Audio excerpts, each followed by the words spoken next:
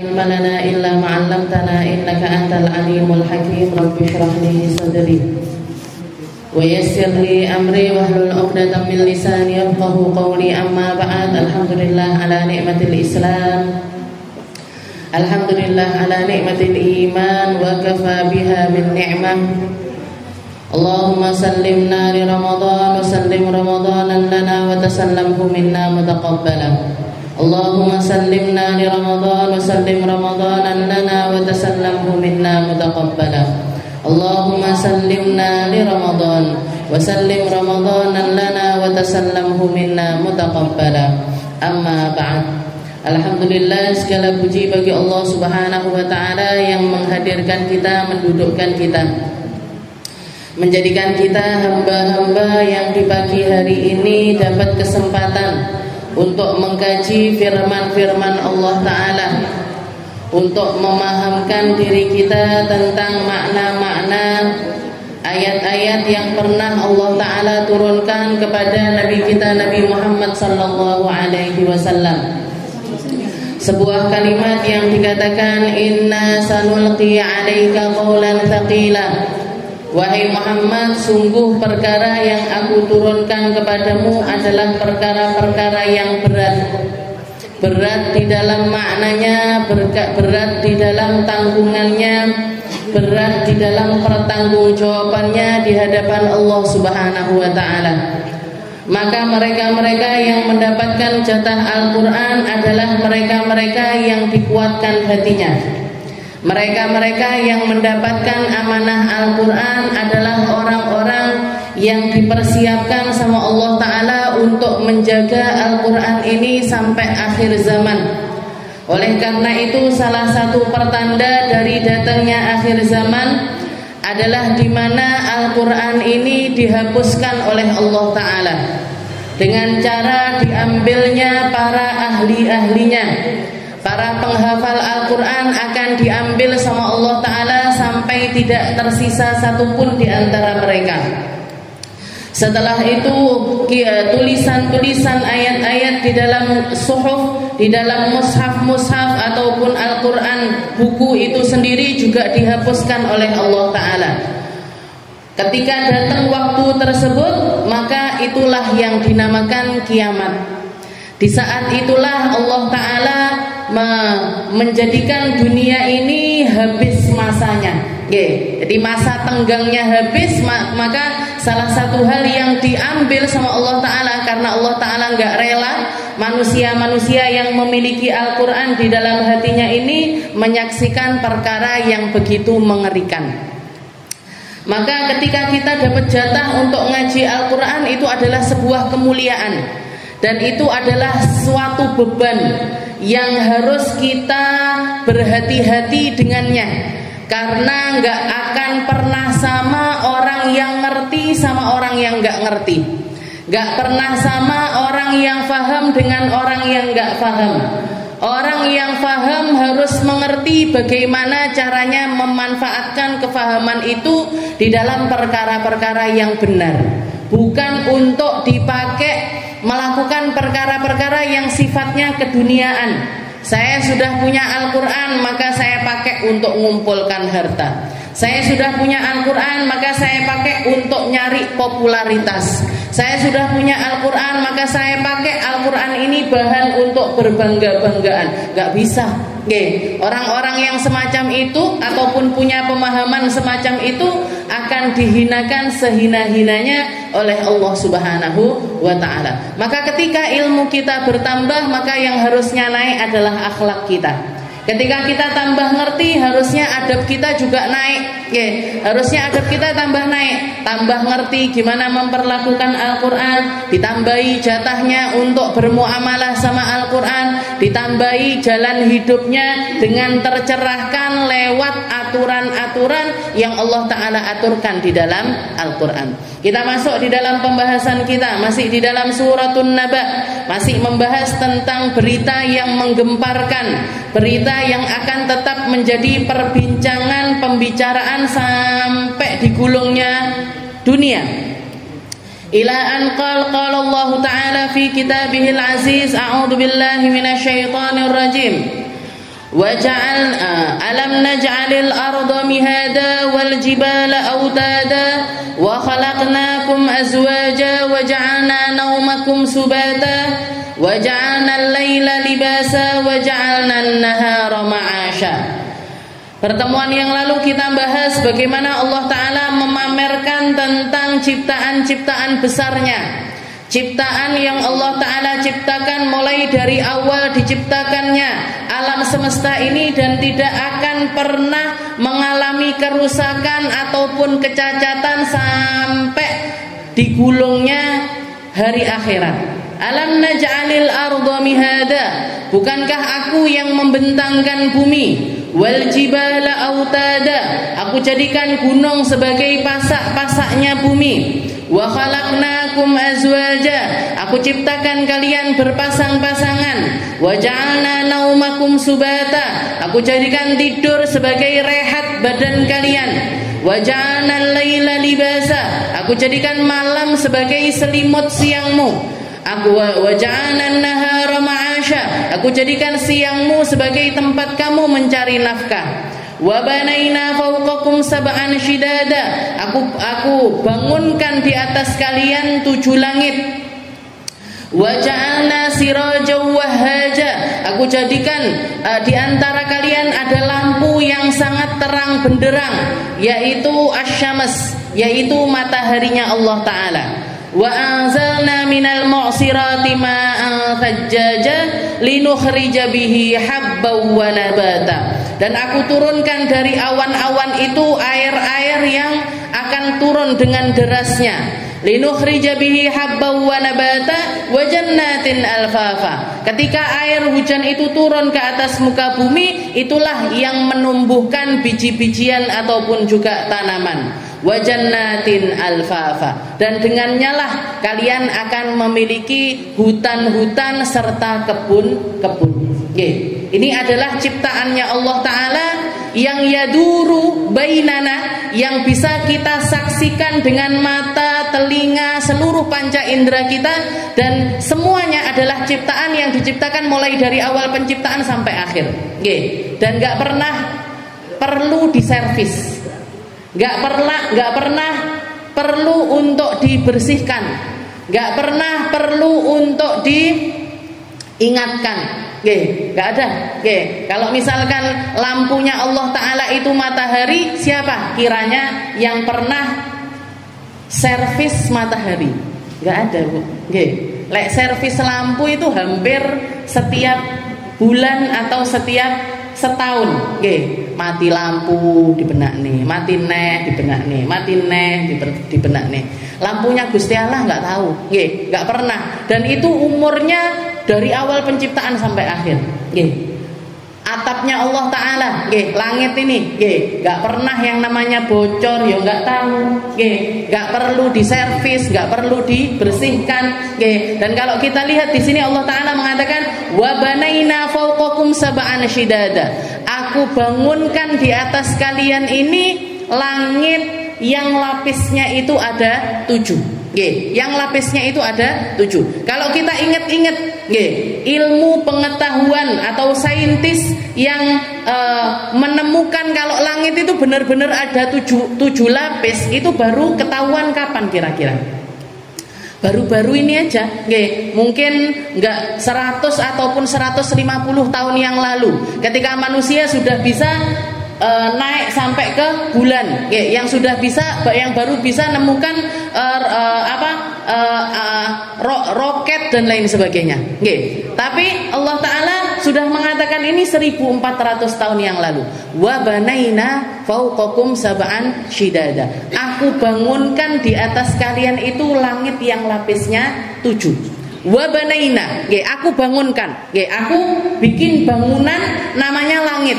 Padahal kalau kita lihat, kalau kita bikin bangunan, langit itu kalau untuk rumah kan semacam atap, semacam atapnya rumah. Tapi kenapa Allah Ta'ala enggak mengatakan aku atapkan di atas kalian itu langit? Langit yang lapisnya itu ada 7. Enggak, tapi Allah Ta'ala bilang wa banaina, aku bangunkan. Jadi seakan-akan langit itu memang sebuah bangunan, yang lengkap dengan semua pasaknya, yang lengkap dengan semua pondasinya, yang lengkap dengan semua perkara-perkara yang menopang langit itu sendiri. Cuman bedanya kalau Allah Ta'ala pengen bikin bangunan langit itu tanpa tiang, tanpa penopang, tanpa apapun, Allah Ta'ala tetap bisa membuatnya. Kalau manusia bikin bangunan nggak mungkin bisa, kecuali pakai pondasi, kecuali pakai pasak, kecuali pakai tiang dan lain sebagainya. Tapi Allah Ta'ala kalau mau bikin bangunan tanpa itu semuanya pun Allah Ta'ala mampu. Wa banaina fauqakum sab'an. Lihatan ke atas langit. Langit itu umurnya berapa? Berapa lama dia berdiri? Dan bagaimana cara dia berdiri tanpa tiang? Bagaimana dia nggak pernah ada kredit sama sekali, nggak pernah ada masalah dengan langit. Kalaupun langit ada masalah, Bu, kira-kira sing arep benak nih sopo? Kalau istilahnya takar itu semuanya, nalar itu semuanya, bandingkan dengan apa yang kamu bisa, bandingkan dengan kemampuan dirimu, bandingkan dengan apa yang mampu kamu bikin. Gak ada perbandingannya. Kamu bangun rumah, Allah Ta'ala bangun alam semesta. Kamu atap itu dari lempung, atap itu dari lempung, kamu bikin atap itu dari lempung, Allah Ta'ala bikin atap yang seindah itu dengan warnanya, dengan coraknya, dengan keindahannya, dengan tanpa celahnya. Bandingkan dengan antara kemampuanmu dengan kemampuannya Allah Ta'ala. Lalu bandingkan antara ilmumu dengan ilmunya Allah Ta'ala. Kamu mau menalar sesuatu yang kamu itu di dalam keilmuan itu terbatas, padahal ilmunya Allah Ta'ala tanpa batas.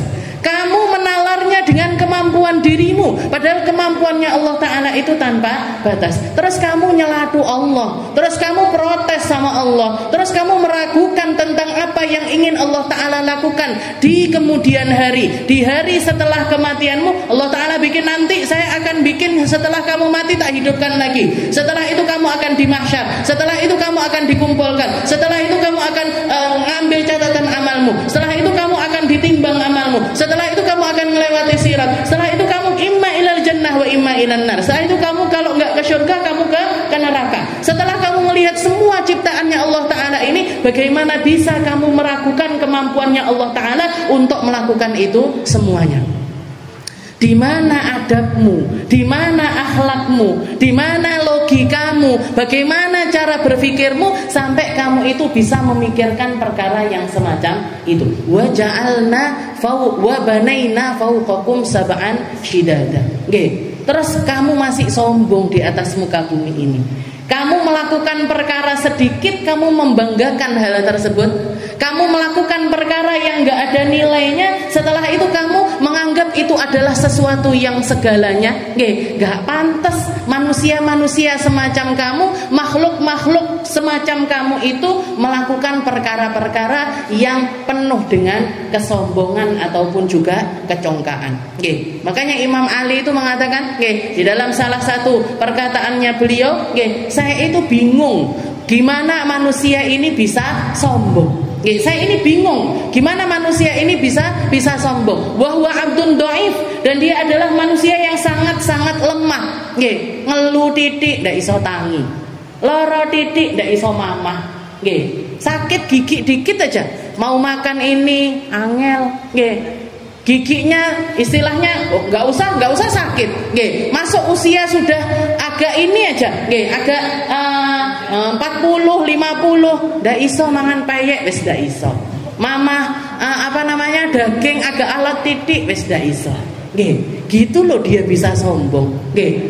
Istilahnya yang kamu bikin apa? Amalmu seberapa? Wahwa abdun dhaif. Kamu ini ketahuilah kalau kamu ini manusia yang sangat-sangat lemah. Kalau keringetan yo kecut, jare Imam Ali. Ini katanya Imam Ali loh, bukan perkataan saya. Kalau keringetan dikit juga bau. Keringetan dikit bau. Kemana-mana. Di asalnya dia dari nutfah, asalnya dia dari sperma yang menjijikkan dan akan kembali akan istilahnya ketika habis umurnya dia akan menjadi jifah, menjadi bangkai yang nggak ada nilainya. Terus dia mau hidup di atas muka bumi ini dengan umur yang sangat terbatas tersebut di dalam kesombongan kepada Allah Ta'ala. Masuk akal? Bisa dinalar dengan logika? Gak bisa. Ditambah lagi, kemana-mana manusia itu membawa tong sampah yang baunya paling gak enak. Jadi kita ini loh kemana-mana itu gak bisa lepas dari tong sampah kita. Kalau mau tahu seberapa buruknya apa yang ada di dalam perut kita, jangan lihat apa yang keluar. Yang keluar itu kira-kira ada yang indah apa enggak? Airnya yo enggak indah, ampase yo enggak indah. Kok gitu? Anginnya aja lo enggak indah. Anginnya yang keluar dari kita itu enggak ada yang ngentute wong iki lek ngentut wangi. Nggak ada. Mau dia pakai treatment dari salon manapun, saya mau treatment gimana caranya bikin kentut saya wangi, nggak ada, Bu. Nggak ada salon yang nangani hal semacam itu. Astagfirullahaladzim. Jadi istilahnya di mana jalannya kita mau sombong itu di mana? Wa banaina fawqakum sab'an shidada wa ja'alna sirajan wahaja. Setelah itu Allah Ta'ala mengatakan, kami jadikan lampu yang begitu terangnya kamu lihat setiap harinya. Kamu melihatnya setiap harinya, kamu merasakannya setiap harinya, kamu merasakan manfaatnya setiap harinya. Wa ja'alna sirajan wahaja. Kami jadikan di antara kalian lampu yang wahaja. Wahaja itu jadi gabungan antara nur wa hararah, antara cahaya bergabung dengan rasa panas. Kalau lampu semacam ini, di dalam bahasa Arab itu, kalau saya pengen mengatakan ruangan ini bercahaya, ruangan ini bercahaya, maka saya akan mengatakan al-ghurfah munawwarah. Ruangan ini bercahaya. Artinya apa? Padang tapi nggak panas. Bercahaya tapi nggak ada panasnya. Maka ketika Allah Ta'ala mengatakan wa ja'alna sirajan wahaja, saya jadikan lampuku ini lampu yang gabungan antara cahaya dibersamai dengan rasa panas. Jadi ada panas di dalam tempat tersebut. Kalau kita mengatakan Al-Madinah Munawwarah, kota Madinah itu kota yang bercahaya. Kenapa kok dikatakan kota yang bercahaya? Karena kota tersebut bercahaya dengan cahayanya Rasulullah Sallallahu Alaihi Wasallam, alladzi la yu'di, yang enggak bikin orang ini sakit, yang enggak bikin orang ini merasakan panas, yang nggak bikin orang ini merasa nggak nyaman, yang nggak ada perasaan nggak enak ketika berada di tempat tersebut. Bahkan rasanya sampai sekarang masih bisa dirasakan. Yang pernah umroh, yang pernah haji pasti tahu feel-nya antara Madinah dengan Mekah. Rasa yang kita rasakan ketika kita berada di negerinya Nabi Muhammad Sallallahu Alaihi Wasallam dengan ketika kita ada di Mekah. Sama-sama kota suci, sama-sama tempat yang dimuliakan sama Allah Ta'ala, sama-sama dinamakan dengan tanah haram. Tapi kenapa Madinah begitu menenangkan? Kenapa Madinah ini begitu nikmatnya? Kenapa Madinah ini begitu terasa rasa nikmatnya? Walaupun di Mekah ini juga terasa nikmatnya, tapi nikmatnya itu lain daripada nikmatnya Mekah. Li'anna fihi jasadun nabi. Dikatakan kenapa, apa yang bikin Madinah itu semacam itu? Karena di negeri Madinah lah terdapat jasadnya Rasulullah Shallallahu Alaihi Wasallam. Yang kalau jenengan lihat, kalau yang sering baca Maulid Azab, jadi di awal kalimat itu, sang pengarang mengatakan kullu baitin anta sakinuhu laisa muhtajan ila suruji. Katanya beliau, semua rumah kalau jenengan yang tinggal di situ wahai Rasul, maka rumah tersebut enggak perlu ada lampu.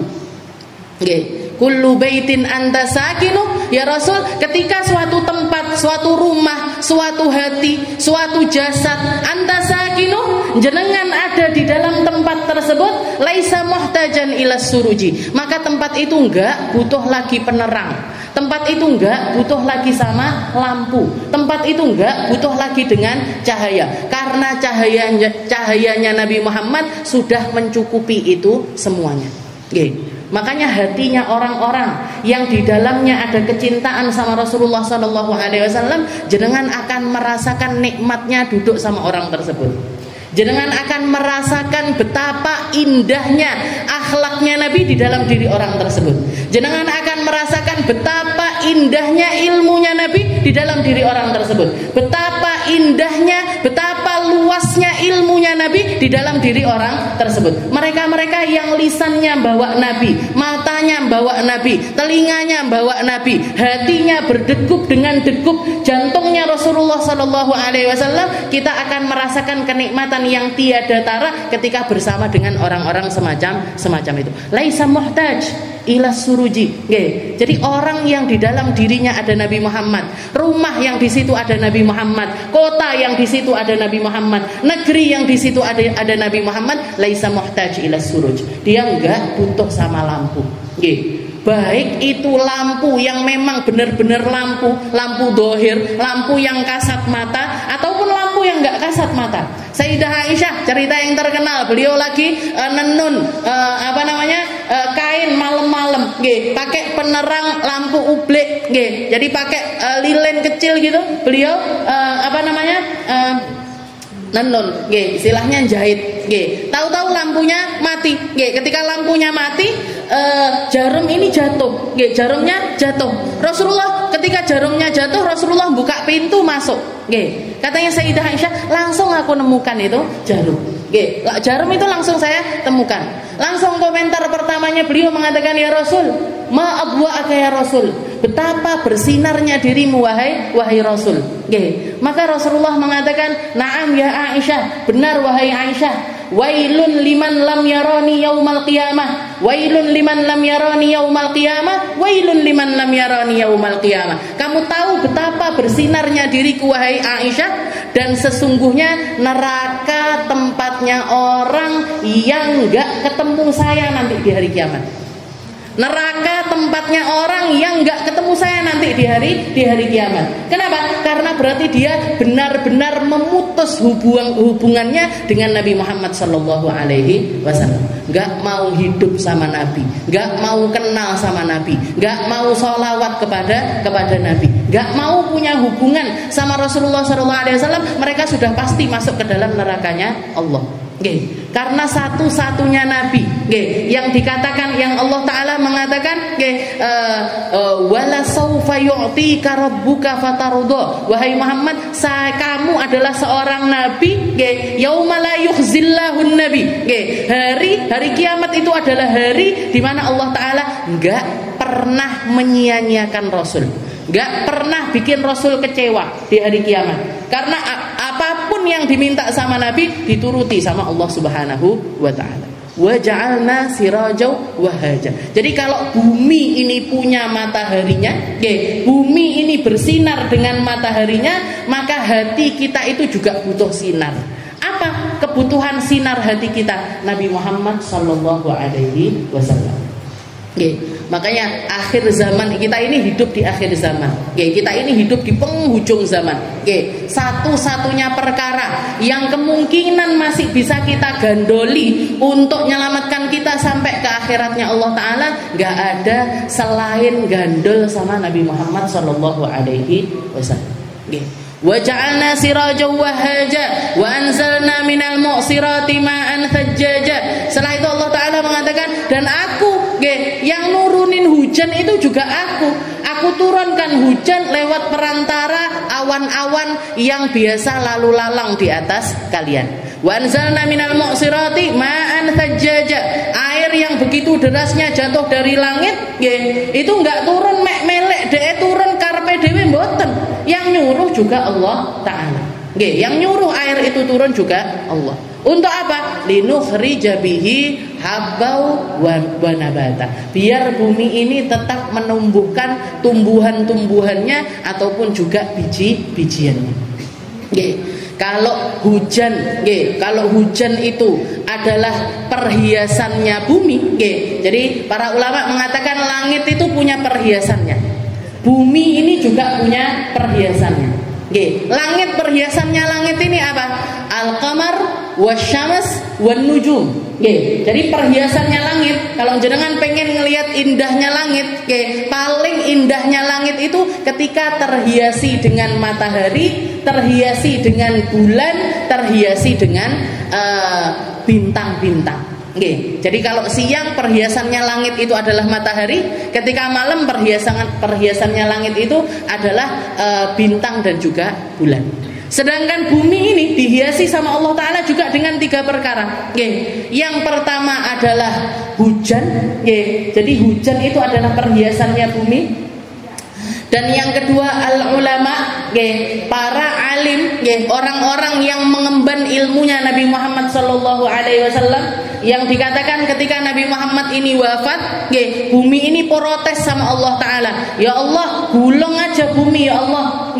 Apa yang bisa saya banggakan yang jalan di atas punggung saya ini apa ya Allah? Gulung aja buminya, karena Rasulullah SAW sudah nggak ada. Maka Allah Ta'ala mengatakan kepada bumi, uskun, tenanglah kamu wahai bumi, karena sepeninggal Nabi Muhammad SAW, aku akan terus menjadikan di atas punggungmu itu adalah para ulama alladzi warrathu ilman nabi, yang mana mereka ini mewarisi ilmunya Nabi Muhammad SAW. Jadi perhiasannya bumi ini yang kedua adalah para ulama. Yang ketiga al-imamul adil, seorang pemimpin yang adil, itu perhiasannya bumi. Lek imame nggak adil, kalau pejabatnya nggak bener, kalau pejabatnya itu nggak genah istilahnya, nggak ada adil-adilnya sama sekali, maka mereka bukan perhiasannya bumi. Jadi negeri ini akan terhiasi kalau punya pemimpin yang adil. Ya muga-muga Indonesia punya. Mbuh kapan tapi. Anzalna minal mu'sirati ma'an thajjaja linukhrija bihi habban wa nabata wa jannatin alfafa. Setelah itu Allah Ta'ala mengatakan, inna yaumal fasli kana miqata. Ketahuilah wahai Muhammad, sesungguhnya yaumul fasl, hari di mana Allah Ta'ala menjadikan pemisah antara khalaik, antara satu makhluk dengan makhluk yang lainnya, hari di mana Allah Ta'ala menjadikan yang terpisah itu menjadi tergabung, yang dulunya itu ada sekatnya menjadi tanpa sekat, kana miqata, itu adalah satu waktu yang cuman Allah Ta'ala tahu kapan waktu tersebut. Inna yaumal fasri kana miqata. Jadi ini adalah kalimat ini, inna yaumal fasri kana miqata, jawabu anin nabail azim. Ini adalah jawaban dari nabail azim, dari berita yang besar itu tadi. Amma yatasaalun anin nabail azim. Kalian nanya-nanya kan tentang berita besar. Berita besar ini gimana? Kejadiannya seperti apa? Maka dijelaskan sama Allah Ta'ala. Setelah logika kita itu dikasih logikanya, logika kita itu dituruti apa kemauannya. Mikiro kamu, kalau kamu meragukan tentang hari kiamat, kamu meragukan tentang hari akhirat, kamu meragukan tentang pertanyaan kubur dan lain sebagainya, cari, itu ada di dalam logikamu dengan lewat semua yang telah Allah Ta'ala ciptakan. Keputusannya Allah Ta'ala apa? Inna yaumal fasli kana miqata. Hari kiamat itu pasti bakalan terjadi, tinggal tunggu waktunya saja. Inna yaumal fasri kana miqata yauma yunfakhu fis suri fatatuna afwaja. Gambarannya hari kiamat itu adalah hari di mana Allah Ta'ala meniupkan sangkakala. Ketika sangkakala ditiupkan, yauma yunfakhu fis sur fatatuna afwaja, maka kalian semuanya akan jalan dengan berbondong-bondong. Dibangkitkan setelah itu, jalannya itu satu grup. Satu kelompok. Bukan kamu jalan sendiri-sendiri, enggak, tapi kamu nanti akan jalan dengan kelompok masing-masing. Dikatakan Sayyidina Mu'ad bin Jabal, Sayyidina Mu'ad bin Jabal salah satu sahabatnya Nabi Muhammad, yang pernah dikatakan Sayyidina Mu'ad ini termasuk pemudanya Ansor, termasuk anak mudanya Ansor yang punya badan tegap, tinggi, good looking, ganteng. Jadi ganteng, mukanya itu bersinar, mukanya itu indah. Katanya Rasul, ketika Rasulullah pernah ketika melihat Sayyidina Mu'ad, masih muda dengan semangatnya, tapi rajin sholat, rajin ngaji, rajin ibadah, rajin sedekah, rajin kerja dan lain sebagainya. Rasulullah senang sama anak muda yang semacam itu. Dipanggil suatu hari sama Nabi, dijabat tangannya sama Rasul. Setelah itu Rasulullah mengatakan, ya Mu'ad, wallahi inni la uhibbuk. Wahai Mu'ad, demi Allah saya itu senang sama anak muda kayak kamu. Makanya sebenarnya yang dibutuhkan sama senior itu kepada juniornya adalah apresiasi. Sesuatu yang diperlukan sama anak muda untuk bangkit lewat orang tua-tua mereka adalah dukungan dari mereka. Anak muda itu biasanya duitnya nggak banyak. Anak muda itu biasanya semangatnya besar tapi nggak tek duit-duit. Maka yang harusnya dukung, yang harusnya mendukung untuk kebaikan-kebaikannya ke depannya negeri kita itu dukungan dari orang tua-tua kita. Kalau jenengan pengen generasi kita itu menjadi seorang pemimpin, dukung mereka agar memimpin. Jangan panggai istilahnya majelis kita. Kalau kita lihat masjid-masjid, penyakitnya masjid-masjid kita, penyakitnya musola-musola kita, penyakitnya tempat-tempat kumpulannya kita. Ini biasanya tempat-tempat kayak gitu, imame sopo, muadzine sopo, siapa yang jadi motor di situ, mereka akan melakukannya sampai mati. Imam ini jadi imam sampai kapan? Sampai mati. Tukang adzan ini jadi tukang adzan sampai kapan? Sampai mati. Sampai suaranya ngelokor bu panggah adzan. Allahu Akbar. Jadi akhirnya apa? Kesempatan anak muda-muda ini tadi nggak naik. Nggak naik akhirnya mereka. Mereka nganggap wes. Dan anak muda ini nggak bisa ngomong kalau sudah di depan orang tua. Nggak bisa ngomong mereka kalau di depan orang tua. Maka sebenarnya yang diperlukan sama anak muda itu didukung. Latih mereka jadi imam, latih mereka untuk mimpin sesuatu, kasih buat tetap dikontrol, tetap dikontrol. Misalkan mereka bikin event atau bikin acara, kayak ini, kayak majelis Az-Zahra ini kan, kalau saya lihat dari sekian banyak majelis di Tulungagung yang saya kenal, ini kan yang paling sepuh. Saya nganggapnya paling sepuh. Kasih kesempatan yang muda-muda untuk tampil. Jenengan yang sepuh-sepuh ngontrol, dikontrol. Ayo kita punya gerakan mukena bersih, sing tandang, sing nom-nom. Yang sepuh-sepuh gimana? Mantau. Dipantau, diingatkan kalau ada yang salah. Dari niatnya, diingatkan lagi niatnya yang benar, diingatkan lagi caranya yang benar, diingatkan lagi biar gerakannya ini tetap dalam keadaan lurus, biar nggak terkontaminasi dengan sesuatu yang lainnya, dengan tujuan-tujuan yang lainnya. Kasih kesempatan sama anak muda-muda kita untuk naik. Nah, ini Sayyidina Mu'ad itu digitukan sama Nabi, dijabat tangannya. Setelah itu Rasulullah mengatakan, bahkan pakai kalimat semacam ini, wallahi inni la uhibbuk ya Mu'ad. Demi Allah saya itu senang sama anak muda kayak kamu. Demi Allah saya itu cinta sama anak muda semacam dirimu. Faqul dubura kulli salatin Allahumma inna ala dzikrik wa syukri wa husni ibadatik. Diwasiati sama Nabi. Maka ucapkan wahai Mu'ad, setiap kamu selesai salat, inni ala dzikrik wa syukrik wa husni ibadatik. Ya Allah, bantu saya, bantu saya untuk bisa ingat sama Allah, bantu saya untuk bisa ibadah dengan benar. Allahumma inna ala dzikrik wa syukrik, dan bantu saya untuk jadi hamba yang selalu bersyukur kepadamu. Itu Sayyidina Mu'ad. Dikatakan di sini yang nanya adalah Sayyidina Mu'ad. Beliau mengatakan, qultu ya Rasulullah, ara'aita qaulullah ta'ala yauma yunfakhu fis-suri fatatuna afwaja. Ya Rasul, saya itu masih bingung dengan lafaz perkataannya Allah Ta'ala, inna yaumal fasli kana miqata yauma yunfakhu fis-suri fatatuna afwaja. Ketika Allah Ta'ala mengatakan hari kiamat itu ada hari yang ditentukan sama Allah Ta'ala.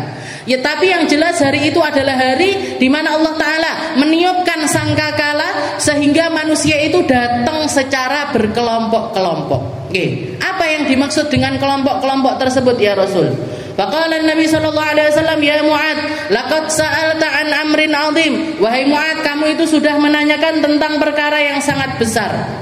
Tsumma arsala ainaihi bakian. Setelah itu Rasulullah terlihat mengusap pipinya karena beliau menangis mendengar pertanyaan dari Sayyidina Mu'adz. Tsumma qala, setelah itu beliau mengatakan, yukhsaru asyrata asnafin min ummati syattatan. Wahai Mu'adz, nanti umatku itu ada di antara mereka golongan-golongan yang dikumpulkan sama Allah Ta'ala menjadi 10 macam golongan. Qad mayyazahumullahu ta'ala min jama'atin muslimat wa bada suwarahum. Dan Allah Ta'ala sudah memisahkan antara mereka dengan kelompok mereka masing-masing, dan diperlihatkan gambaran amal mereka di dunia ketika mereka di hari akhirat tersebut. Fa ba'duhum ala suratil qiradah. Ada di antara mereka yang dibangkitkan sama Allah Ta'ala dan rupa-rupa mereka sudah diganti menjadi rupa kera. Rupa mereka yang dulunya manusia berubah menjadi semacam kera. Wa ba'duhum ala suratil khanazir. Di antara mereka ada yang rupanya diganti menjadi semacam khanazir, semacam para babi-babi. Wa ba'duhum maksuruna arjulahum fawqa wujuhihim yashabuna 'alaiha. Dan di antara mereka ada yang kaki mereka ini dilipat di atas kepala mereka, dan mereka berjalan dengan cara semacam itu. Jalan dengan wajah-wajah mereka. Di dalam hadis yang lain sahabat nanya, "Ya Rasul, kami ini ngelihat ada orang jalan pakai kaki, ngelihat ada orang jalan pakai tangan, ngelihat ada orang jalan pakai dada, ngelihat ada orang jalan pakai punggung, tapi kami nggak pernah ngelihat ada orang jalan pakai wajah. Itu gimana caranya ya Rasul?" Maka Rasulullah mengatakan, yang menjalankan manusia dengan semua itu maha mampu untuk menjalankan mereka dengan wajah-wajah mereka. Jadi jalan dibangkitkan, jalannya ini wajahnya yang di kaki. Jadi wajahnya yang di tanah, kakinya dilipat di atas kepala mereka. Wa ba'duhum ama mutaraddidun. Di antara mereka ada yang dibutakan sehingga jalannya itu dalam keadaan meraba-raba. Wa ba'duhum summun bukmun umyun fahum la yaqilun. Di antara mereka ada yang ditulikan, dibutakan, dibisukan, dan akal mereka ini dihilangkan sama Allah Ta'ala. Wa ba'duhum yumdighuna alsinatahum fahiya mudallah ala sudurihim yasilul qayh min afwahihim lu'aban yataqaddaruhum ahlul jama'. Di antara mereka ada yang lidahnya ini dipanjangkan sama Allah Ta'ala, ditarik sampai keluar melebihi di atas, di depan dada-dada mereka, yasilunal qayh. Dari mulut mereka terus menerus keluar qaih, muntahan-muntahan yang menjijikkan, sehingga semua orang menghindari untuk dekat sama orang tersebut. Wa ba'duhum muqatta'ah aydihim wa arjuluhum. Di antara mereka ada yang tangannya diputus, kakinya diputus sama Allah. Wa ba'duhum musallabuna ala judu'in minan nar. Di antara mereka ada yang dibangkitkan dalam keadaan disalib di atas kayu salib, tapi kayunya ini terbuat dari api. Wa ba'duhum ashaddu natnan minal jif. Di antara mereka ada yang dibangkitkan dalam keadaan bau yang luar biasa busuk, melebihi busuknya jenazah. Bangkai aja dia lebih busuk daripada bangkai. Wa ba'duhum mulabbasuna jalabibin sabighah minal qutran lasiqah bijuludihim. Ada di antara mereka yang dikasih pakaian-pakaian sama Allah Ta'ala, tapi pakaiannya ini terbuat dari timah, sehingga timah yang dipanaskan sehingga menyatu dengan juludihim, menyatu dengan kulit-kulit tubuh mereka. Setelah itu Sayyidina Mu'adz tanya, siapa aja mereka ya Rasul? Dengan semua gambaran itu, mereka ini orang-orang yang bagaimana?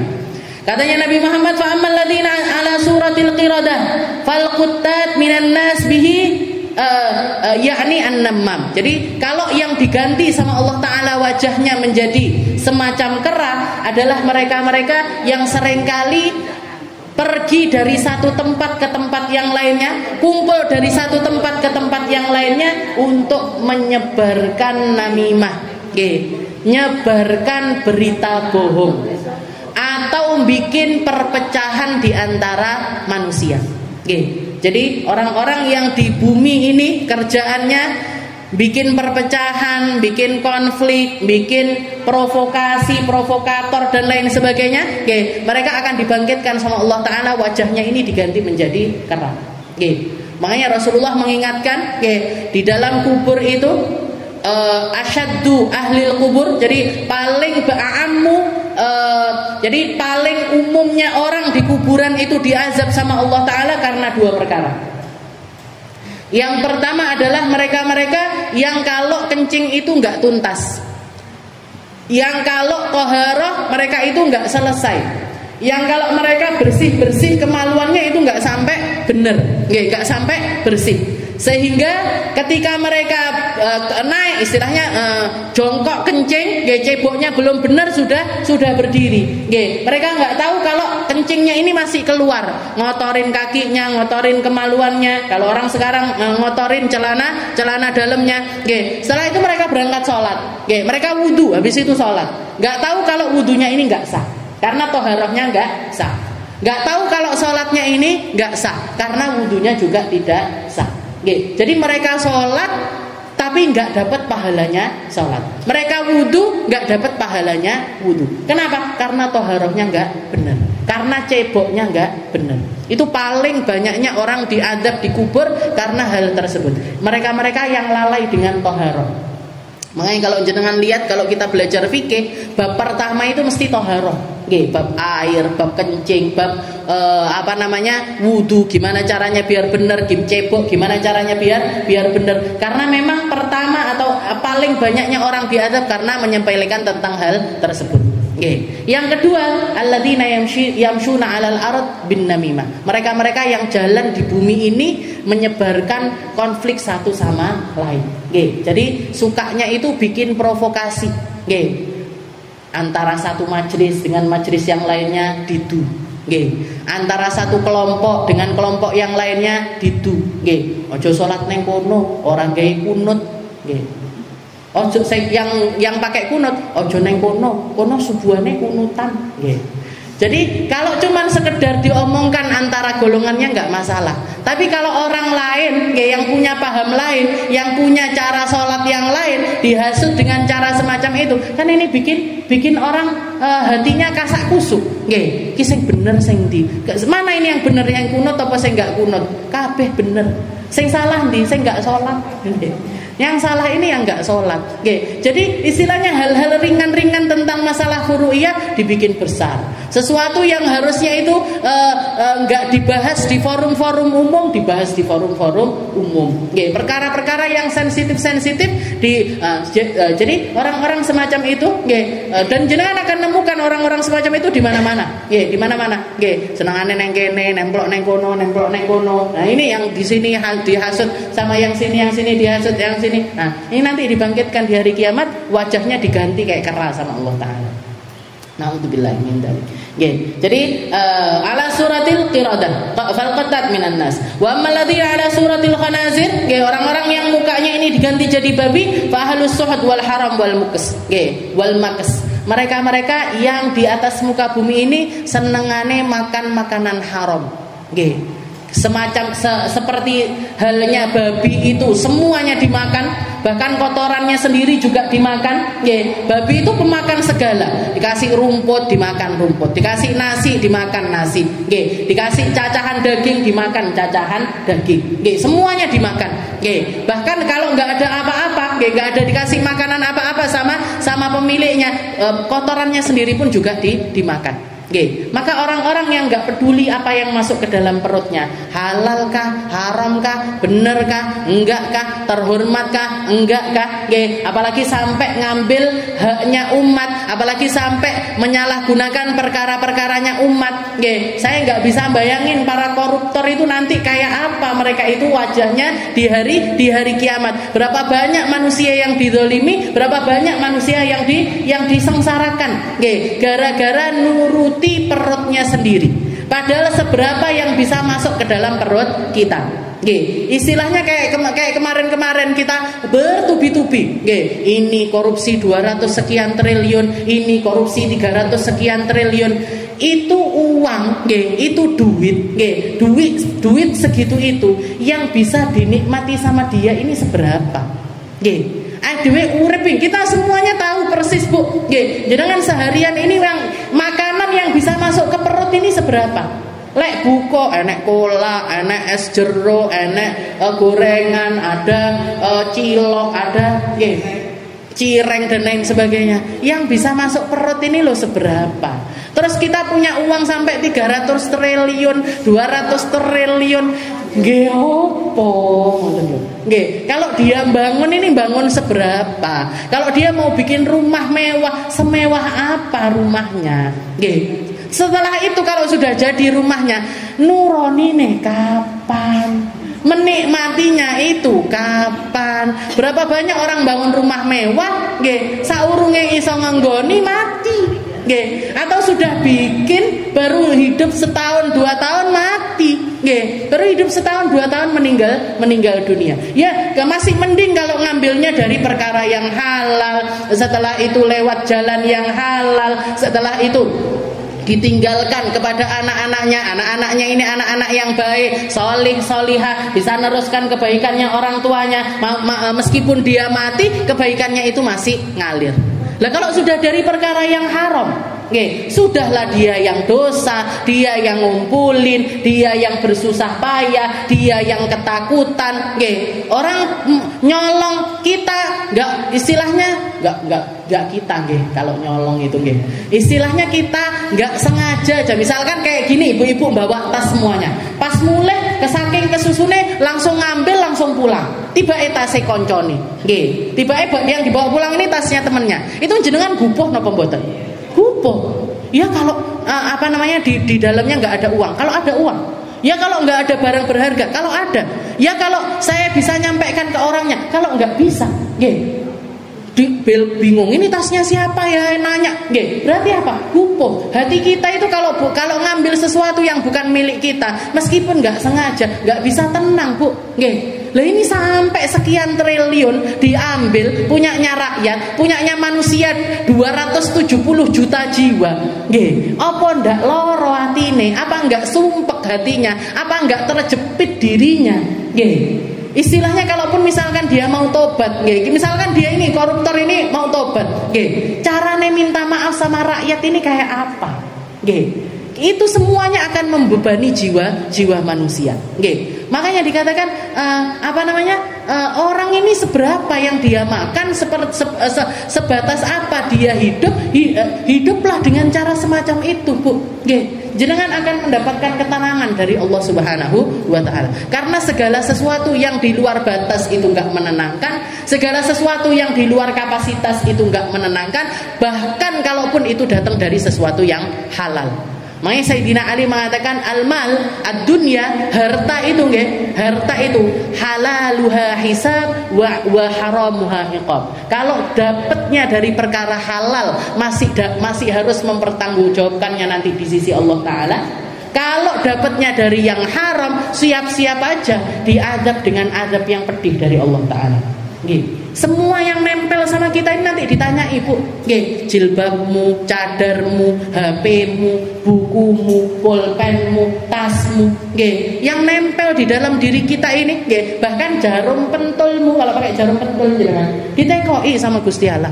Ditanyai datangnya dari mana, kamu pakai untuk apa, kamu pakainya bagaimana, selama apa.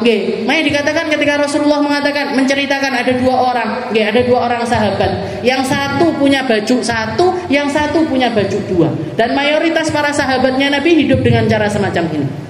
Hidup punya baju satu. Bahkan sekelas gubernur, sekelas orang-orang yang dapat jabatan yang dibagikan sama Sayyidina Umar, ada satu warga protes sama Amirul Mukminin Mukminin protes sama Sayyidina Umar. Nggih, salah satu yang diproteskan ini pemimpinnya ini, silahnya kepolone nggih atau bupatinya kita ini wahai Sayyidina Umar.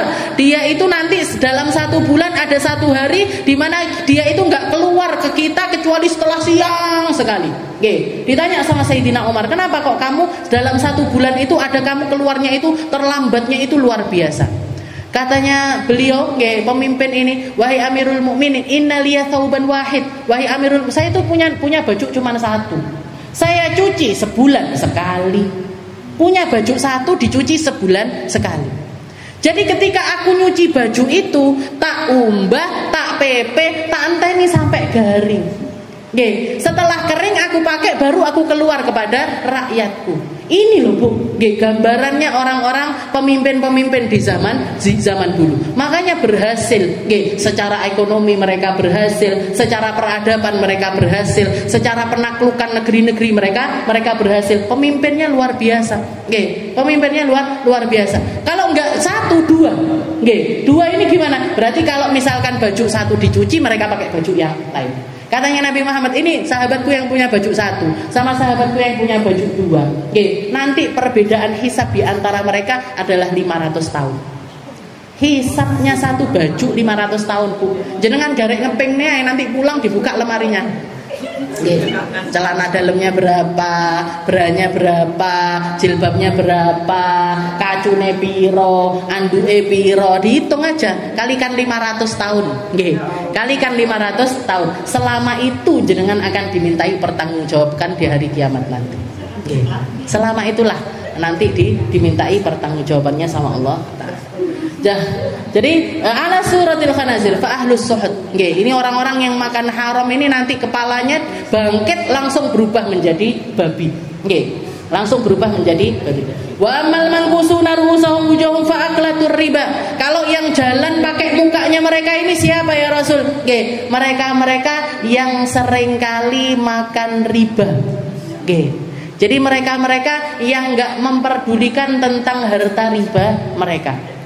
Yang anaknya duit lah, yang ngambil kesempatan dari orang lain yang membutuhkan dan lain sebagainya. Kullu qardin, jadi gampangnya riba itu apa? Semua transaksi yang di situ ada pengambilan keuntungan untuk salah satu pihak, tanpa keuntungan untuk pihak yang lainnya, di situ ada riba. Jangan punya arisan, punya arisan 10.000 misalkan. Setelah itu yang megang duit ini bilang, nanti aku pegang duitnya nggak apa-apa. Tapi dari semuanya ini tak potong 1.000 buat biaya admin. Gimana ini? 1.000 itu tadi riba. 1.000 dikalikan orang yang diajak arisan itu tadi, semua harta 1.000 itu tadi semuanya adalah harta riba. Kenapa? Karena itu adalah sebuah transaksi yang merugikan satu pihak dan menguntungkan satu pihak. Kalau jual beli, dulu orang-orang jahiliyah itu mengatakan semacam ini. Apa bedanya antara riba sama jual beli? Kan sama-sama nyari untung. Kan sama-sama nyari untung. Cuman bedanya yang ini pakai benda, pakai barang, yang ini pakai duit. Apa bedanya wahai Muhammad? Maka Allah Ta'ala mengatakan, Allah Ta'ala menurunkan firman-Nya yang mengatakan sesungguhnya walaisatil bai'u mithlur riba. Jual beli itu enggak sama-sama riba.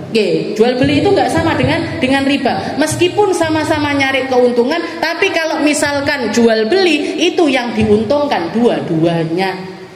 Yang dapat keuntungannya dua-duanya. Jenengan beli jilbab sama saya misalkan. Saya dapat duit, jenengan dapat jilbab.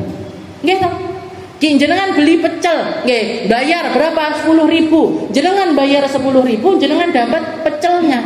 Tapi kalau riba, kita cuman bayar aja, tapi nggak ada keuntungan yang kita dapat. Keuntungan secara fisik yang kita dapatkan. Meskipun setuju. Meskipun antarodin, meskipun kedua belah pihak ini setuju, tetap nggak diperbolehkan. Dua-duanya setuju, ini gimana? Saya utang ya, saya utang. Misalkan saya bilang sama Bu Binti, Bu saya butuh uang, berapa? 10 juta. Ya sudah, ini Ustazah saya pinjamkan 10 juta, tapi nanti kembalikan 11 juta ya. 1 jutanya untuk biaya admin atau istilahnya untuk jasa karena saya ngasih duit itu tadi. Yang dapat keuntungan kan cuma satu pihak aja. Yang satunya nggak dapat keuntungan, maka itu diharamkan sama Allah Ta'ala. Fa'aklatur riba. Nanti di hari kiamat bangkit, mukanya yang jalan, mukanya yang ada di bawah kakinya dinaikkan sama Allah Ta'ala. Naudzubillah min dzalik. Fa'aklatur riba. Wa amal fahum mayajuruna fil hukum. Kalau yang buta ya taraddadun, yang meraba-raba di hari kiamat ini siapa? Mereka-mereka yang punya andil di dalam satu hukum, dan mereka seringkali menyalahgunakan jabatan tersebut. Pemimpin-pemimpin yang seringkali menyalahgunakan jabatannya, nanti mereka dibangkitkan, matanya dibutakan sama Allah Ta'ala. Dibutakan sama. Wa masumul bukum fahum alladzina la yu'jibuna bi'amalihim. Kalau yang bisu tuli nggak bisa ngomong, nggak bisa mendengar, adalah mereka-mereka yang ketika beramal yu'jibuna bi'amalihim. Mereka merasa bangga dengan amal mereka sendiri. Aku ahli sholat, aku ahli jamaahan, aku ahli sedekah. Setelah itu diundat-undat lagi, apalagi iki masjid lek ora aku ndak dadi. Musola ini kalau bukan aku nggak jadi. Ulama ini kalau bukan aku yang ngarahkan dia, kalau bukan aku yang dukung dia, nggak jadi. Yu'jibuna bi'amalihim. Jadi mereka beramal, tapi merasa bangga dengan. Jadi nganggep kalau amal itu datang dari dirinya. Amal itu datang dari dirinya. Itu namanya penyakit ujub. Penyakit ujub ini juga sangat membahayakan sekali. Terus gimana kita harusnya ketika beramal? Wa qul i'malu fasayarallahu amalakum. Katanya Allah Ta'ala, beramal aja kalian, biar Allah yang melihat amal kalian. Jangan nyari perhatiannya orang, jangan nyari pembicaraan dari orang, jangan nyari popularitas dari manusia. Ngamal aja, wala tuhsu. Jangan mau hitung-hitung. Kamu sedekah, keluar aja, nggak usah mau hitung-hitung. Kamu berbuat kebaikan, berbuat aja, nggak usah kamu hitung-hitung. Karena kalau kamu hitung-hitung, nanti kamu akan kecewa dengan perlakuan manusia kepada dirimu. Jadi sebenarnya yang bikin kita kecewa itu diri kita sendiri. Yang bikin kita wes tak api, wes tak sopo, wes tak sudah saya baik-baikin, tiba-tiba responnya nggak bagus, gelo. Jenengan sudah masuk disenyumi semuanya, tiba-tiba ada yang responnya misalkan nggak bagus, padahal memang lagi sakit gigi aja. Jadi responnya nggak bagus, nanti nerka-nerka, opo yo salahku karo wong kuwi, nyapo yo kuwi kok ngono karo aku. Berarti siapa yang salah ini? Siapa? Nggak ada kecuali dirinya dia sendiri. Overthinking. Jadi wa qul i'malu. Kalau amal baik itu amal aja, terus amal aja. Jangan dihitung-hitung. Jangan dihitung-hitung, jangan nganggep itu adalah sesuatu yang datang dari kita. Tapi ketahuilah semuanya itu karena Allah Ta'ala menginginkan kita untuk melakukan perkara tersebut. Qul i'malu fasayarallahu amalakum. Jadi kalau kita beramal, cari perhatiannya Allah, gak usah cari perhatian manusia. Karena orang-orang semacam ini nanti dibangkitkan dalam keadaan as-summu al-bukmu. Bisu tuli, bisu dan juga tuli. Wa ammal ladzina yumaddighuna alsinatahum fal ulama wal qussas alladzina yukhalifuna qaulahum fi'lahum. Kalau yang lidahnya ditarik setelah itu sampai di depan dada mereka, keluar dari mulutnya ini alqaih. Jadi muntahan-muntahan yang menjijikan, semua orang lari dari orang tersebut. Siapa mereka? Mereka adalah para ulama. Orang-orang ahli ilmu, orang-orang yang dikasih jatah ilmu sama Allah Ta'ala, entah itu ilmu Al-Quran, entah itu ilmu hadis, entah itu ilmu fiqih. Dia nerangkan untuk manusia, nyeritakan untuk manusia, ngajak orang untuk dekat sama Allah Ta'ala. Tapi baru sekedar bisa ngomong aja. Antara omongannya sama amaliyahnya dia nggak sejalan. Dia nyuruh orang jujur, dia sendiri nggak jujur. Dia nyuruh orang amanah, dia sendiri nggak amanah. Dia nyuruh orang sholat, dia sendiri nggak sholat. Nyuruh orang puasa, dia sendiri nggak puasa. Nyuruh orang menghindari zina, dia sendiri berzina. Jadi yang nggak sesuai antara perkataan dengan perbuatan mereka. Mereka di dunia dielulukan manusia. Mereka di dunia dideketi sama orang-orang. Mereka di dunia mendapatkan kehormatan dari manusia. Tapi di akhirat semua orang lari dari orang tersebut. Jadi ditarik lidahnya sama Allah Ta'ala sampai menjulur di depan mereka. Setelah itu keluar terus. Dari mulutnya ini muntahan-muntahan yang bikin semua orang ini jijik. Makanya Bu, kalau misalkan kita ini ngelihat ulama, ngelihat orang alim, ngelihat orang-orang yang mendapatkan kapasitas di dalam keilmuan, dapat jatah ilmu dari Allah Ta'ala, dan ilmunya ini terlihat kebermanfaatannya, terlihat ada kebermanfaatan di dalam diri orang tersebut, maka mereka ini orang-orang yang paling butuh untuk kita doakan. Makanya jenengan ini nemen kalau nggak doakan saya itu nemen banget. Nemen banget kalau jenengan nggak doakan saya. Terus doainnya gimana Ustazah? Doainnya ngeten. Jenengan lihat, mesakne lho wong iki. Kasihan loh orang ini. Belajarnya sulit, tirakate angel, khidmahnya lama, jauh dari keluarga, biayanya nggak sedikit, lek nggak ikhlas mesakne. Kalau sampai nggak tulus, kesian sekali orang tersebut. Kenapa? Karena mereka nanti orang yang pertama kali dicemplungkan sama Allah Ta'ala ke dalam neraka.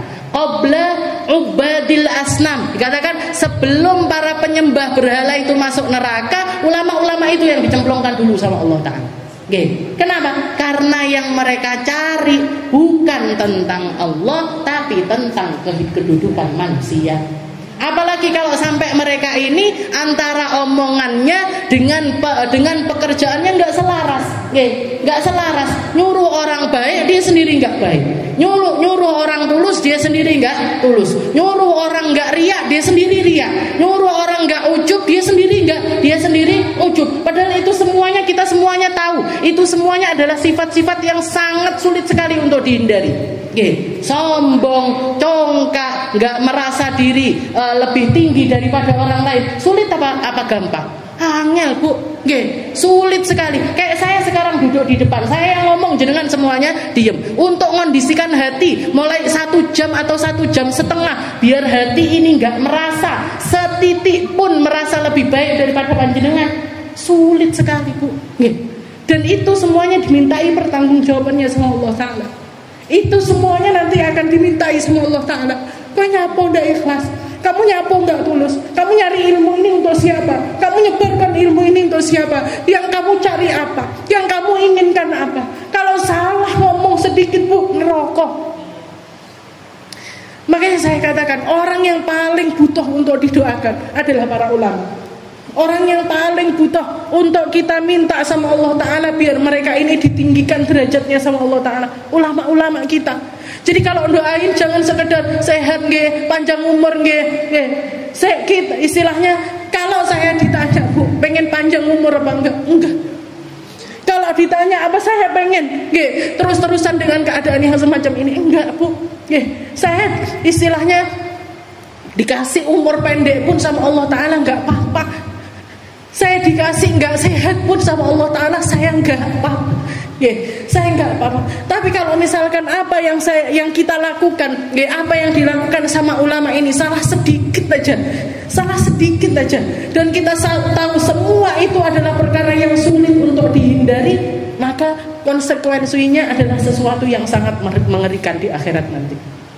Makanya doakan, ulama kita doakan, ustadz-ustadzahnya kita doakan, kita minta sama Allah Ta'ala, bukan cuma sekedar mereka panjang umur. Kalau jenengan mungkin pengen ulama-ulama itu panjang umur, biar terus-terusan bisa ngaji, biar terus-terusan bisa ngambil ilmu, biar terus-terusan bisa mendapatkan kebermanfaatan ilmu.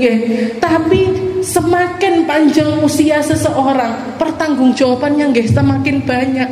Semakin banyak saya ngaji, setiap pengajian saya itu dimintai pertanggungjawabannya sama Allah Ta'ala. Setiap kali saya ngasih ilmu, setiap kali para ulama ngasih ilmu, mereka semuanya akan dimintai pertanggungjawaban dari setiap pembahasan-pembahasan yang mereka sampaikan.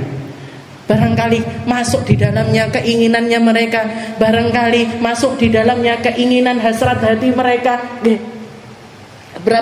Karena itu fitnahnya ulama semacam itu. Ketika orang didengerin, manusia ini kan disetir sama ulama. Istilahnya orang yang didengerin itu kan nyetir. Ayat ini mau saya bikin penjelasannya semacam apa, mau saya bikin keterangannya bagaimana, mau saya bikin orang ini fahamnya seperti apa, itu kan ada di tangannya para ulama. Ada di tangannya orang-orang yang menerangkan agama kepada orang-orang tersebut. Dan itu semuanya adalah perkara yang sangat-sangat berat sekali. Berat sekali pertanggungjawabannya di sisi Allah Ta'ala. Jadi dikatakan di sini, bayangkan dari sekian banyak perkara yang tadi kita sebutkan, yang paling mengerikan menurut saya ini, sampai semua orang jijik, sampai semua orang nggak mau mendekat, sampai semua orang menganggap, oh iki biyen sing ngomong tiba emek iso ngomong tok. Oh ini ternyata yang dulu yang berkisah-kisah aja, tapi ternyata dia nggak bisa jalaninnya dengan benar. Oh ini yang cuman keluar dari lisan aja, tapi hatinya dia ternyata porak-poranda, berantakan dan lain sebagainya. Diperlihatkan secara nyata sama Allah Ta'ala. Diperlihatkan secara bukan nanti, bukan dengan waktu tertentu, bukan dengan waktu yang istilahnya ada jedanya, enggak, dibangkitkan langsung dalam keadaan semacam itu. Na'udzubillahi min dzalik. Alladzina yukhalifuna qaulahum fi'lahum. Orang-orang yang antara apa yang keluar dari lisan mereka dengan apa yang menjadi amaliyah mereka itu bertolak belakang. Dibikin sama Allah Ta'ala, dibangkitkan dalam keadaan sama. Wa amal muqata' aydihim wa arjulahum falladzina yu'duna al-jiran. Kalau yang bangkit tangannya putus, kakinya putus, siapa ini? Alladzina yu'duna al-jiran. Mereka-mereka yang seringkali melakukan perkara buruk kepada tetangga-tetangga mereka. Melakukan perkara buruk sama tetangga-tetangga mereka. Wa amal musallabuna ala judu'in minan nar fas'adah minan nas ila sultan. Fas'ah bin nas ila sultan. Kalau yang di salib, di tiang salib, tapi tiangnya ini terbuat dari api, adalah mereka-mereka yang seringkali menjadi penjilat para pemimpin. Enggak dapat jabatan, tapi nyari muka di depan para pemimpin. Bukan orang yang dapat kekuasaan, tapi mereka yang depel sama penguasa untuk mendapatkan jatah-jatah tertentu dari penguasa. Pengusaha yang dekat sama penguasa untuk biar usahanya ini dilancarkan. Orang-orang yang di dunia pendidikan biar sekolahannya atau ininya diperhatikan sama pemerintah dan lain sebagainya. Mereka nanti di akhirat dalam keadaan di salib, dan tiang salibnya ini terbuat dari api.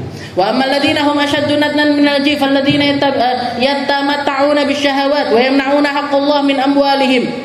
Kalau orang-orang yang bangkit dalam keadaan busuk luar biasa jasadnya, maka mereka yang hidup di bumi ini yatamatta'una bisyahawat, yang nuruti setiap hawa nafsu keinginan mereka. Wa yamna'una haqqallah, dan mereka tidak mengindahkan haknya Allah Ta'ala di dalam harta mereka. Yang gak mau bayar zakat, yang gak mau sedekah, yang gak mau menunaikan apa yang jadi haknya Allah Ta'ala, maka mereka bangkit baunya busuk. Wa ammal ladzina yalbisuna al-jalabib fa ahlul kibir wal fakhr wal khuyala. Dan orang-orang yang dipakein baju dari timah, dari besi, dan bajunya ini tadi istilahnya panas sampai nempel ke kulit mereka, adalah mereka-mereka yang hidup ahlul kibir, para orang-orang yang sombong dan juga sukanya pamer, sukanya flexing, sukanya melakukan istilahnya biar dianggap orang kaya dan lain sebagainya. Maka mereka di akhirat mendapatkan perkara yang semacam itu. Apa salah Ustazah punya rumah bagus? Apa salah pakai pakaian bagus, pakai sandal bagus, pakai tas bagus? Enggak apa-apa. Silahkan, asal dengan kapasitas kita, dan juga dengan niatan yang benar. niatannya yang benar ini apa ketika kita melakukan semacam itu? Yang niatnya itu adalah bersyukur atas nikmatnya Allah Ta'ala. Nggih, jenengan punya rumah bagus, nggih, punya rumah indah, nggih. Ya Allah, saya punya rumah bagus. Biar apa? Biar kalau dapat tamu enak jamunya. Biar bisa tak pakai ngaji, biar bisa tak pakai untuk pengajian, bisa tak pakai untuk kebermanfaatannya umat. Silahkan pakai, bikin rumah seindah mungkin. Pengen saya suka pakai baju bagus karena memang suka. Silahkan, nggak apa-apa. Tapi niatnya yang benar, bukan untuk pamer sama orang, bukan. Tandanya kita nggak pamer sama orang ini gimana? Kalau ngelihat ada orang pakai yang lebih bagus, nggak sakit hati. Lek loro hati berarti salah itu. Tuku tas sergo 5 juta, aku dong 6 juta. Kamu pakai baju harga 7 juta, aku dong 10 juta. Jadi kedengeran ada yang membuli sakit. Nah ini berarti niatnya sudah salah. Ya, tapi kalau memang orang yang ya memang dia orang punya, habis itu untuk dan suka pakai baju bagus, ya suka memang karena suka, bukan karena niatan apa-apa, maka silahkan. Tapi kalau enggak, mereka akan dibangkitkan dalam keadaan semacam ini. Naudzubillahi min hadzi kulli. Kita minta sama Allah Ta'ala kita dijauhkan dari semua sifat-sifat ini tadi. Dijauhkan dari riba, dijauhkan dari makanan yang haram, dijauhkan dari namimah, dijauhkan dari perkataan-perkataan yang buruk, dijauhkan dari istilahnya berselisih antara apa yang kita ucapkan dengan apa yang kita amalkan, dihindarkan dari semua perkara-perkara yang tadi disebutkan, sehingga Allah Ta'ala dikumpulkan kita sama orang-orang yang baik, dikumpulkan kita sama orang-orang yang wajahnya bersinar di hari kiamat, dikumpulkan kita sama orang-orang yang dimuliakan sama Allah Ta'ala di hari kiamat nanti, dihindarkan dari semua sifat ini tadi, agar kita benar-benar menjadi hamba-hamba yang mulia, bukan cuma di sisi manusia tapi di sisi Allah Subhanahu wa Ta'ala, menjadi orang-orang yang diangkat derajatnya bukan di antara manusia tapi di sisi Allah Ta'ala, menjadi orang-orang yang mendapatkan kebermanfaatan dari setiap usia yang berjalan untuk kita, dari setiap harta yang kita miliki, dari setiap perkara yang Allah Ta'ala anugerahkan kepada kita, yang dikeluarkan semoga adalah berkahnya, yang dikeluarkan semoga adalah manfaatnya, yang dikeluarkan semoga adalah kebaikannya, sehingga semua ini dengan apa yang kita miliki kita dimampukan juga untuk mempertanggungjawabkannya sebaik-baiknya di sisi Allah Subhanahu wa Ta'ala, sehingga kita selamat di dunia sampai di akhirat nanti. Ala hadhihi niyah wa ala kulli niyatin salihah wa ila hadratin Nabi Muhammad sallallahu alaihi wasallam bisirril Fatihah.